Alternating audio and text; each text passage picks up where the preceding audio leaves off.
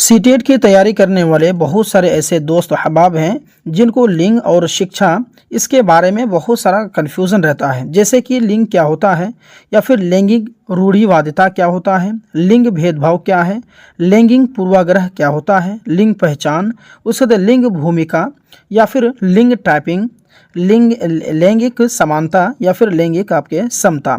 इसके बारे में बहुत ही ज़्यादा कंफ्यूज रहते हैं। तो आज के इस वीडियो में मैं आपको बहुत ही बेहतर अंदाज में आपको समझाऊंगा कि लिंग और शिक्षा के से जुड़े हुए जितने सारे प्रश्न आपके मन में चल रहे हैं, इन सारी चीज़ों पर आज की इस वीडियो में चर्चा होगी। तो शॉर्ट वीडियो में मैं आपको बेहतर से बेहतर जानकारी देने की कोशिश करूंगा, तो आप लोग इस वीडियो को शुरू से लेकर के अंतिम तक देख सकते हैं। सबसे पहले आइए जानते हैं कि सेक्स और जेंडर में अंतर क्या है। सबसे पहले जानिए कि सेक्स जो है यह एक जैविक अवधारणा, जिसे आप कह सकते हैं बायोलॉजिकल कॉन्सेप्ट है, जन्म से तय होती है। ये चीज़ जो है जो सेक्स जो है ये आपके जन्म से ही तय हो जाती है। पुरुष या महिला होना, है ना, आप पुरुष हैं या महिला हैं, ये जन्म से तय हो जाता है। उसके बाद में आइए जानते हैं लिंग के बारे में।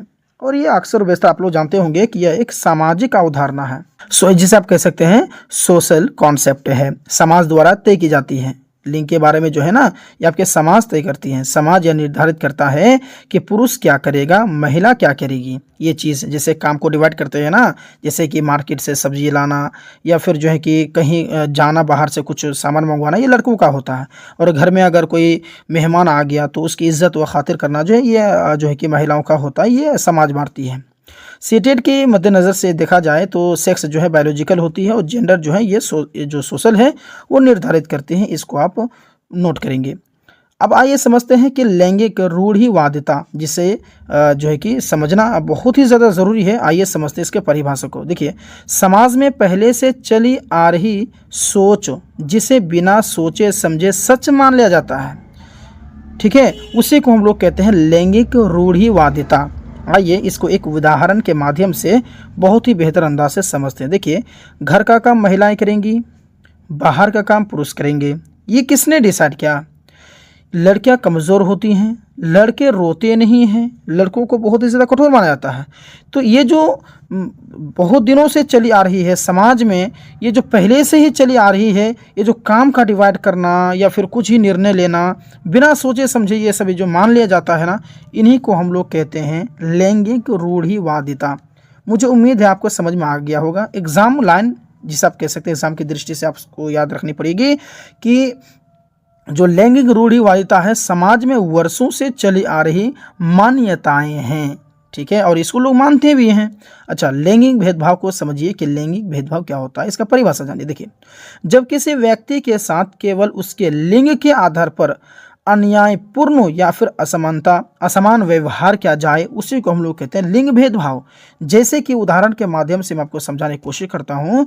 लड़कों को उच्च शिक्षा के लिए बाहर भेजना, ठीक है, लड़कियों को कम पढ़ाना, और ये ज़्यादातर होता है हमारे समाज के अंदर में। अगर आप तो समाज में ही, आपको पता है, आपके घर के अंदर में ही अगर भाई हैं, बहन है, तो आपके भाइयों को या फिर आपको जो है कि बेहतर से बेहतर पढ़ाई देते हैं। लेकिन अगर आप लड़की हैं, आपके घर में बहन है, तो आप देखते होंगे कि आपके माता पिता जो है उन्हें पढ़ाई के लिए दूर नहीं भेजते हैं, अच्छी शिक्षा नहीं देते हैं।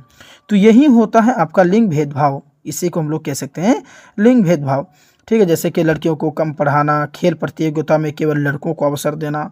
चलिए अब आइए, ये तो समझ लिया। आइए अब जानते हैं लैंगिक पूर्वाग्रह के बारे में। लैंगिक पूर्वाग्रह क्या होता है? देखिए, परिभाषा समझिए कि मन से पहले से बनी हुई धारणा, उसे लैंगिक पूर्वाग्रह कह सकते हैं, जो लड़के या फिर लड़की के प्रति झुकी हुई सोच को दर्शाती है।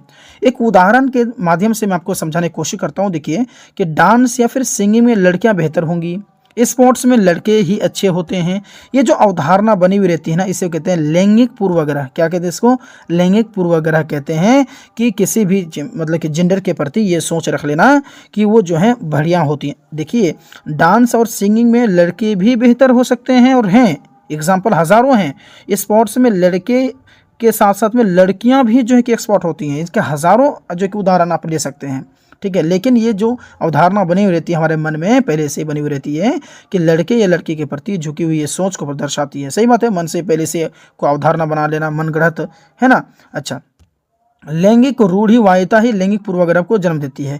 इस बात को आप नोट करेंगे जो कि मैंने ऊपर आपको समझाया रूढ़िवादिता के बारे में। ठीक है, चलिए आइए आप जानते हैं लिंग पहचान, जिसे कह सकते हैं आप जेंडर आइडेंटिटी।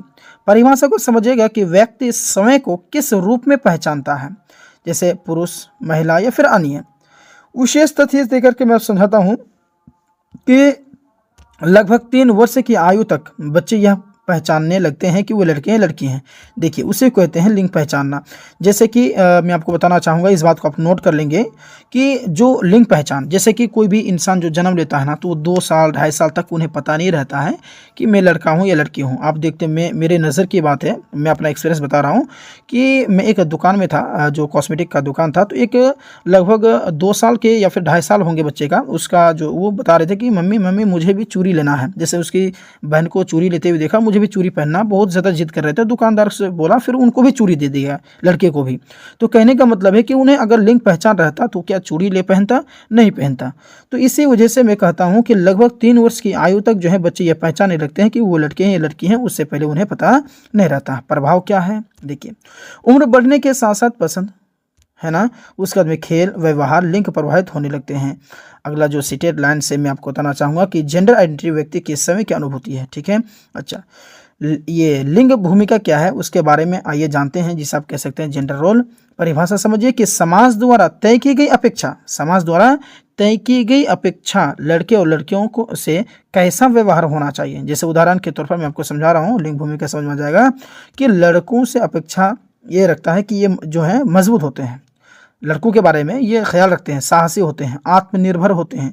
और लड़कियों से ये अपेक्षा रखती हैं कि ये कोमल होते हैं, बहुत ज़्यादा नाजुक हैं, बहुत ज़्यादा शांत हैं, या फिर आज्ञाकारी हैं, बात मानते हैं, घरेलू हैं, घर के कामकाज में हाथ बटाते हैं। तो ये जो है इसे कहते हैं लिंग भूमिका, यानी कि इसे कह सकते हैं समाज द्वारा तय की गई अपेक्षाएं, यानी समाज में इसमें ये अपेक्षा करती हैं, ये आशाएं रखती हैं लड़के और लड़के की, लड़कों और लड़कियों के प्रति जो है व्यवहार उनका ऐसा होना चाहिए, जो अपेक्षा रहती है, इसे कहते हैं। इंपॉर्टेंट है जो मैं आपको बता रहा हूँ कि जेंडर रोल जो है प्राकृतिक नहीं है, जेंडर रोल प्राकृतिक बल्कि सामाजिक निर्माण है। बात समझिएगा, इसमें सोशल का जो बहुत ज़्यादा जो है कि समाज का बहुत ज़्यादा इफेक्ट पड़ता है। लिंग टाइपिंग क्या होता है आइए जानते हैं। जेंडर टाइपिंग क्या होता है, परिभाषा समझिए कि वो प्रक्रिया जिसमें बच्चे सीखते हैं, बच्चे क्या सीखते हैं कि कौन सा व्यवहार, कौन से कपड़े, कौन से खिलौने है ना लड़कों और लड़कियों के लिए उचित हैं। ये जो ऐसा आपने थोड़ा ना देखा है कि कोई लड़का जो है आपको सलवार सूट में मिल गया, या फिर कोई लड़की आपको जो है लुंगी और शर्ट में पाया गया। तो ये चीज़ है कि लिंग टाइपिंग में क्या होता है प्रक्रिया जिसमें बच्चे सीखते हैं, बच्चे ये सीखते हैं कि कौन सा व्यवहार, कौन से कपड़े, कौन से खिलौने लड़के या लड़कियों के लिए उचित हैं। उदाहरण के माध्यम से समझिए कि लड़का जो है गुड़ियों से नहीं खेलेगा, है ना, और लड़की जो है डॉल खेलेगी, क्रिकेट नहीं, ये सब चीज़ें, लेकिन ये गलत है, ऐसा नहीं होना चाहिए। देखिए MCQ जो कि बेस्ड क्वेश्चन है कि बच्चों में कम उम्र में उपयुक्त लिंग भूमिकाएं कैसे सीखते हैं, तो आंसर है आपके जेंडर टाइपिंग से। ठीक है, अच्छा आइए जानते हैं लैंगिक समानता के बारे में।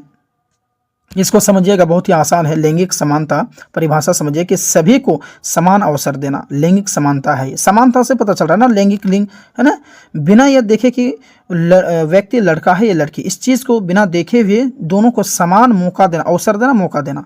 उदाहरण के लिए समझिए कि घर के काम सभी मिलकर करेंगे, ठीक है, चाहे वो लड़का हो लड़की हो। शिक्षा और नौकरी में समान अवसर हो, कीवर्ड समझिए इक्वलिटी, समान अवसर देती है। ठीक है, लैंगिक समता के बारे में देखिए, समानता और समता में अंतर होता है, समता और समानता में अंतर होता है। समझिएगा परिभाषा कि सभी को उनकी ज़रूरत के अनुसार सहायता देना ताकि असमानता को कम किया जा सके, इसी को लैंगिक समानता कहते हैं। जैसे कि एग्जाम्पल के माध्यम से समझिए कि सरकारी नौकरियों में महिलाओं को आरक्षण, क्योंकि सामाजिक परिस्थितियां समान नहीं होती हैं। देखिए अगर महिलाओं को आरक्षण दिया और जो पुरुषों को अगर आरक्षण नहीं दिया, तो ये कहीं ना कहीं ये भेदभाव है, लेकिन ये आपके समता का एग्जाम्पल है। ये चीज़ जो है समता के एग्जाम्पल है, इसको आप समझना पड़ेगा। ठीक है, चलिए आप समझिएगा यहाँ पर कि जेंडर इक्विटी, जिसे आप जेंडर इक्वालिटी से बेहतर है, क्योंकि यह असमानता को कम करती हैं, जो असमानता है उनको कम कर दोनों को बराबर रखती हैं। शिक्षक की भूमिका जो है सीटेड स्पेशल, इसको आप ध्यान में रखिएगा कि शिक्षक को चाहिए कि लैंगिक पूर्वाग्रह से बचेंगे, लड़का लड़की में भेदभाव बिल्कुल नहीं करेंगे, कक्षा में समान अवसर देंगे, भाषा और व्यवहार में निष्पक्ष रहेंगे। उसके बाद में आइए जानते हैं अगला चीज़, जो कि एक संवेदनशील शिक्षक लैंगिक समानता को बढ़ावा देता है।